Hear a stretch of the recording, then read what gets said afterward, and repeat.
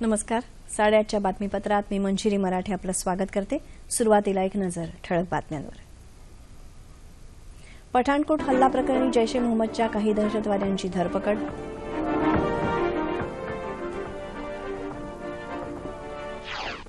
या हल्ल्याचा सूत्रधार मसूद अझहरलाही पाकिस्ताननं घेतलं ताब्यात.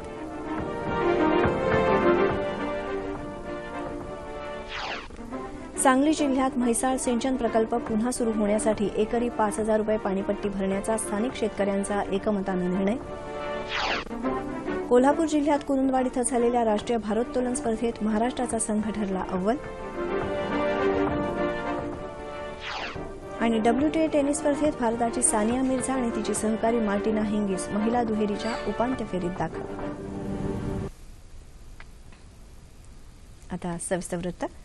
पंजाबमधील पठाणकोट हल्ला प्रकरणी पाकिस्तानात जैश ए मोहम्मद या दहशतवादी गटाच्या काही सदस्यांना ताब्यात घेण्यात आल्याचं वृत्त आहे. बीबीसीनं दिलेल्या बातमीनुसार पाकिस्तानचे पंतप्रधान नवाज शरीफ यांच्या अध्यक्षतेखाली काल पाकिस्तानात एक बैठक झाली. त्यानंतर ही माहिती देण्यात आली. शरीफ यांच्या कार्यालयानं जारी केलेल्या निवेदनानुसार पाकिस्तानात असलेल्या जैश ए मोहम्मदच्या कार्यालयांवर छापे मारून ती सील करण्यात आली आहेत. पठाणकोट हवाई तळावरील हल्ल्याचा सूत्रधार दहशतवादी मसूद अझहरला पाकिस्ताननं काल ताब्यात घेतलं. जैश ए मोहम्मद या दहशतवादी संघटनेचा तो म्होरक्या असून भारतीय संसदेवर झालेल्या हल्ल्यातलाही तो आरोपी आहे. दरम्यान दहशतवाद्यांना मदत केल्याच्या संशयावरून पाकिस्तानात 3 विद्यार्थ्यांनाही ताब्यात घेण्यात आलं आहे. या प्रकरणी आतापर्यंत 31 जणांना ताब्यात घेण्यात आलं आहे.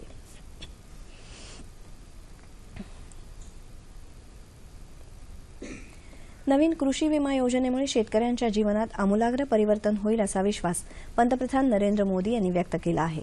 नवीन पिकांसाठी पंतप्रधान कृषी विमा योजनेला केंद्रीय मंत्रिमंडळानं मंजुरी दिली. देशातील शेतकऱ्यांची बिकट अवस्था लक्षात घेऊन विम्याचा कमीत कमी हप्ता आणि पिकांना 100% सुरक्षा कवच असं या नवीन विमा योजनेचं स्वरूप आहे.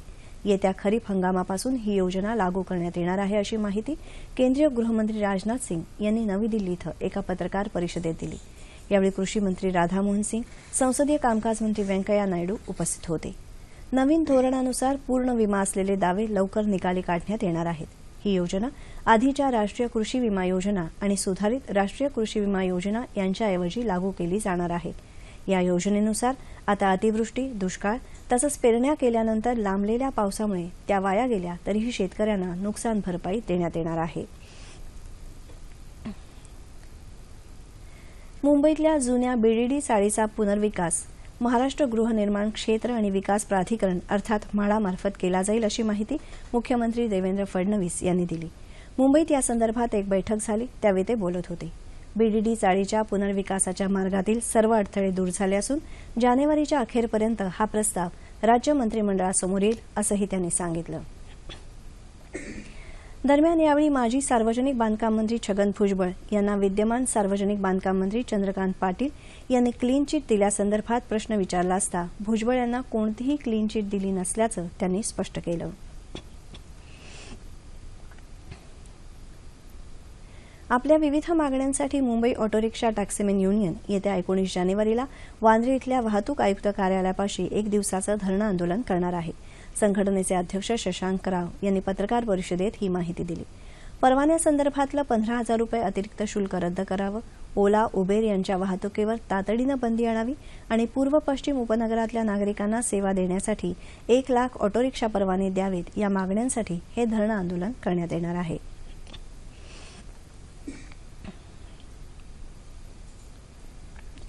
सांगली जिल्ह्यातील म्हैसाळ सिंचन प्रकल्प पुन्हा सुरू होण्यासाठी एकरी 5,000 रुपये पाणीपट्टी भरण्याचा निर्णय शेतकऱ्यांनी घेतला आहे. त्यामुळे या भागातील शेतीला येत्या जूनपर्यंत पाणीपुरवठा केला जाणार आहे. मिरज आणि कवठे महांकाळ इथं झालेल्या शेतकऱ्यांच्या बैठकीत पाणीपट्टीच्या निर्णयावर एकमत झालं. खासदार संजय पाटील यांच्या अध्यक्षतेखाली झालेल्या बैठकीत जिल्हाधिकारी शेखर गायकवाड, पाटबंधारे विभागाचे अधीक्षक अभियंता हेमंत धुमाळ उपस्थित होते. म्हैसाळ सिंचन प्रकल्पाची थकबाकी 30 कोटी असून 14 कोटी रुपयांची वीज बिलं थकली आहेत. सध्या ही योजना बंद आहे. त्यामुळे किमान 50% वीज बिल भरणं आवश्यक आहे. शेतकऱ्यांनी पैसे भरल्यास 8 दिवसात ही योजना सुरू केली जाणार आहे. त्यामुळे द्राक्ष, ऊस, हळद, केळी आणि भाजीपाला पिकवणाऱ्या शेतकऱ्यांना या पाण्याचा उपयोग होणार आहे. पंतप्रधान नरेंद्र मोदी यांच्या स्वच्छ भारत अभियानाला प्रतिसाद देत रेल्वे स्थानकं स्वच्छ आणि सुंदर ठेवण्यासाठी सर्वांचे प्रयत्न सुरू आहेत. पाहुयात अमरावती रेल्वे स्थानकाबाबतचा हा वृत्तांत. अमरावतीमध्ये सिमेंट, रासायनिक खत, कापूस आणि धान्याची मोठी आर्थिक उलाढाल होत असल्यानं एकेकाळी अमरावती ही एक मोठी व्यापारपेठ होती। व्यापार सुलभ व्हावा या दृष्टीनं 1867 साली अमरावती रेल्वे स्थानकाची स्थापना करण्यात आली। व्यापाराबरोबरच या मार्गावरून प्रवासी गाड्याही सुरू झाल्या। मात्र कालांतरानं मोडकळीस येऊ लागलेलं हे स्थानक प्रवाशांच्या मागणीनंतर पुन्हा नव्यानं बांधण्यात आलं। अनेक नवीन गाड्या या स्थानकावरून धावू लागल्या, प्रवाशांची संख्याही वाढू लागली। त्यामुळे स्वच्छ भारत अभियानांतर्गत रेल्वे मार्ग आणि परिसर स्वच्छ ठेवण्यासाठी प्रयत्न सुरू झाले। त्यासाठी रेल्वे प्रशासनामार्फत अत्याधुनिक सफाई यंत्र आणण्यात आले। प्रवाशांनी कचरा इतरत्र फेकू नये यासाठी ठिकठिकाणी कचरा पेट्या तसंच जागोजागी स्वच्छतेसंबंधीचे फलक लावण्यात आले आहेत। कसे पॅसेंजरसाठी त्यांचं आरोग्य चांगलं राहावा या दृष्टिकोनातून आम्ही या स्टेशनची साफसफाई करून आमच्या स्टेशनचे नाव उंचावर नेण्याचा प्रयत्न करीत आहोत। आम्ही सर्व स्टाफ, माझे कर्मचारी, माझे सहयोगी सर्वच हा प्रयत्न करतील। याच्यापुढे आता जी स्वच्छता आहे यापुढे आम्ही स्वच्छता चांगली ठेवेल। सुरेश प्रभू साहेब आणि मोदीजीची कल्पना जी आहे ती आम्हाला साकार करायची आहे। लोकांना आम्ही आवाहन करतो की आपलं घर आपण जसं स्वच्छ ठेवतो, आपलं घर स्वच्छ ठेवलं आणि बाहेर घाणेरडा करतो तसं नाही करायचं। आपल्याला आपला रेल्वे स्टेशन स्वच्छ करायचा, आपलेच लोक आहे, आपल्याला स्वच्छ ठेवायचं आहे। स्वच्छ रेल्वे अभियानांतर्गत रेल्वे स्थानक स्वच्छ ठेवण्याचा प्रयत्न रेल्वे प्रशासनाकडून होतच आहे। मात्र त्यासाठी प्रवाशांनीही प्रवास करताना कचरा होऊ नये याची काळजी घेणं तितकंच गरजेचं ठरणार आहे। कलानगरी कोल्हापूरच्या वैभवात भर घालणारा जयप्रभा स्टुडिओ राज्य सरकारनं विकत घ्यावा, तसंच हा अनमोल ठेवा जतन करावा यासाठी कोल्हापूरकरांनी चळवळ सुरू केली आहे। अखिल भारतीय मराठी चित्रपट महामंडळ तसंच सर्व राजकीय पक्ष आणि सामाजिक संघटनांनीही या मागणीला दुजोरा दिला आहे। जयप्रभा स्टुडिओमध्ये चित्रपट क्षेत्राशी संबंधित प्रशिक्षण केंद्र उभं करावं अशी मागणी अखिल भारतीय मराठी चित्रपट महामंडळाच्या वतीनं करण्यात आली आहे। महापालिकेनं या स्टुडिओच्या वास्तूचा संस्कृती जतन वारसा म्हणून 3ऱ्या श्रेणीत समावेश केला आहे।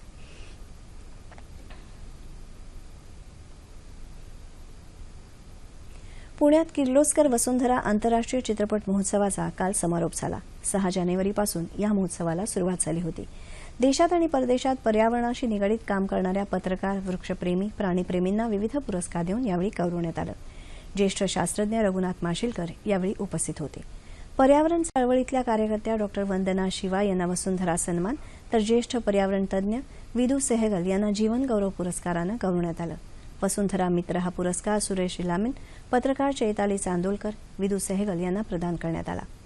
वसुंधरा महोत्सव आता केवळ महोत्सव राहिला नसून ती एक चळवळ झाली आहे। या चळवळीत प्रत्येकानं सहभागी होऊन निसर्गाची हानी थांबवायला हवी असं आवाहन डॉ. माशिलकर यांनी यावेळी केलं।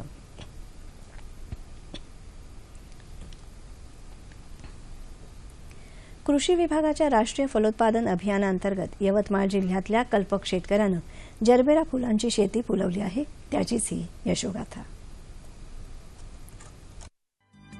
कळंब तालुक्यातलं वेणीकोठा गाव, केशव निमकर हे तिथलेच शेतकरी। जेमतेम 2.5 एकराची शेतजमीन आहे त्यांची, पण पॉली हाऊस मधल्या जरबेरा फुलशेतीचा प्रयोग त्यांनी करायचं ठरवलं आणि सहपरिवार शेतात राहायला आले। फक्त 10 गुंठे जमिनीची त्यासाठी त्यांनी मशागत केली। शेणखत, लाल माती आणि 2 टन भुसा मातीत मिसळून जमीन भुसभुशीतही केली। बँकेकडून कर्ज घेऊन त्यांनी पॉली हाऊस उभारलं। तिथं तंत्रशुद्ध पद्धतीनं जरबेऱ्याच्या रोपट्यांची लागवड केली। ठिबक सिंचनानं पाण्याचं व्यवस्थापन केलं। मग काय, लागवडीपासून अवघ्या 3 महिन्यात जरबेराची पांढरी, केशरी, लाल, पिवळी धमक अशी मनमोहक फुलं शेतात डोलायला लागली। श्रमाचं चीज झालं। पूर्ण वाढ झालेल्या फुलांच्या तोडणी आणि जोडणीचं काम सुरू झालं। बाजारपेठेत 5 ते 8 रुपये असा प्रतिफुल भाव मिळू लागला। अशी दर दिवशी 1,500 पर्यंत फुलं निघू लागली। निमकरांनी मग बँकेच्या कर्जाची परतफेड केली। अर्थात कृषी विभागाच्या 6 लाख रुपये अनुदानानंही त्यांना दिलासा मिळाला। शेतकऱ्यांची आर्थिक स्थिती सुधारून त्यांचं जीवनमान उंचावण्यासाठी राज्य सरकारनं सुरू केलेल्या राष्ट्रीय फलोत्पादन योजनेचा लाभ घेऊन केशव निमकर यांनी आपल्या जमिनीचं अक्षरशः सोनं केलं। जरबेराचं हे उत्पादन या योजनेची प्रातिनिधिक यशोगाथा म्हणता येईल।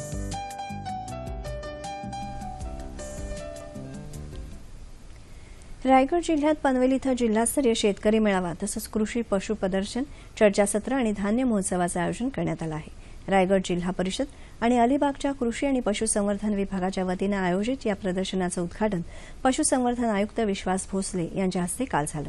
या प्रदर्शनात गाय, बैल, म्हैस, शेळी, इमू पक्षी विक्रीसाठी ठेवण्यात आले असून त्यांचं संवर्धन कशा प्रकारे करावं यासंदर्भात माहिती देण्यात येत आहे.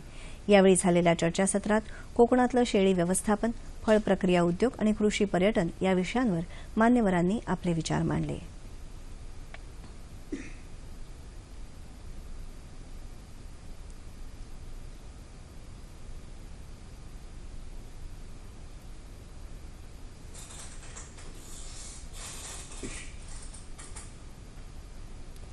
जगभरातल्या युवा पिढीला भारतीय नृत्यशैलीची ओळख करून देणाऱ्या नृत्योत्सव 2016चं आयोजन 15 ते 18 जानेवारी दरम्यान करण्यात आलं आहे.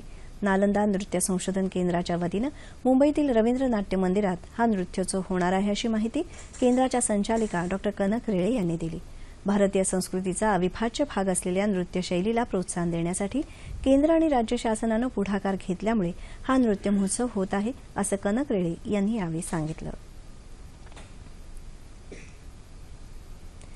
कोल्हापूर जिल्ह्यात कुरुंदवाड इथं 19 वर्षांखालील 61व्या राष्ट्रीय भारोत्तोलन स्पर्धेचा समारोप काल झाला. संपूर्ण स्पर्धेत 5 सुवर्ण, 2 रौप्य आणि 2 कांस्य पदकं मिळवून महाराष्ट्राचा संघ सर्वोत्तम ठरला. 5ही सुवर्ण पदकं मुलींच्या संघानं पटकावली. या स्पर्धेत 18 राज्यातले 219 खेळाडू सहभागी झाले होते. सर्वोत्कृष्ट पुरुष खेळाडूचा किताब तामिळनाडूच्या एन राजानं तर सर्वोत्कृष्ट महिला खेळाडूचा किताब महाराष्ट्राच्या रूपा अनगंडीनं पटकावला.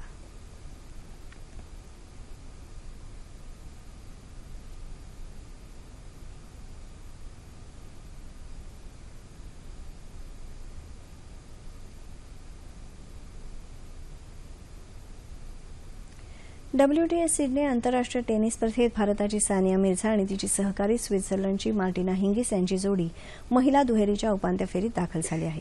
या जोडीनं चीनच्या चेन लियांग आणि शुई पेंग यांचा 6-2, 6-3 असा पराभव केला. या विजयामुळे सानिया आणि मार्टिना जोडीनं रिकॉन फर्नांडिस आणि नताशा यांच्या 1994च्या विक्रमाशी बरोबरी केली आहे. सानिया आणि मार्टिना यांचा हा सलग 28वा विजय आहे.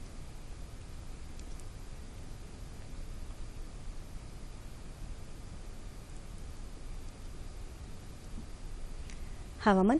कोकण आणि मध्य महाराष्ट्रामध्ये थोडा गारठा जाणवत असून या भागाच्या सरासरी तापमानात किंचित घट झाली आहे. मात्र विदर्भामध्ये तापमानात लक्षणीय वाढ झाली आहे. येत्या 24 तासात संपूर्ण राज्यात हवामान कोरडं राहील असा अंदाज वेधशाळेनं वर्तवला आहे. ठळक बातम्या पुन्हा एकदा. पठाणकोट हल्ला प्रकरणी जैश ए मोहम्मदच्या काही दहशतवाद्यांची धरपकड.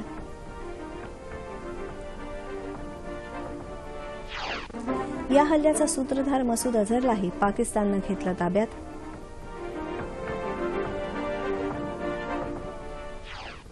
सांगली जिल्ह्यात म्हैसाळ सिंचन प्रकल्प पुन्हा सुरू होण्यासाठी एकरी 5,000 रुपये पाणीपट्टी भरण्याचा स्थानिक शेतकऱ्यांचा एकमतानं निर्णय. कोल्हापूर जिल्ह्यात कुरुंदवाड इथं झालेल्या राष्ट्रीय भारोत्तोलन स्पर्धेत महाराष्ट्राचा संघ ठरला अव्वल.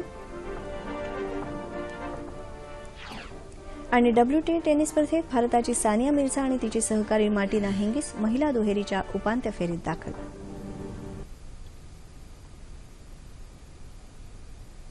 याबरोबरच हे बातमीपत्र संपलं. पुन्हा भेटूया दुपारी 2:30 वाजता सह्याद्री वाहिनीवर. नमस्कार.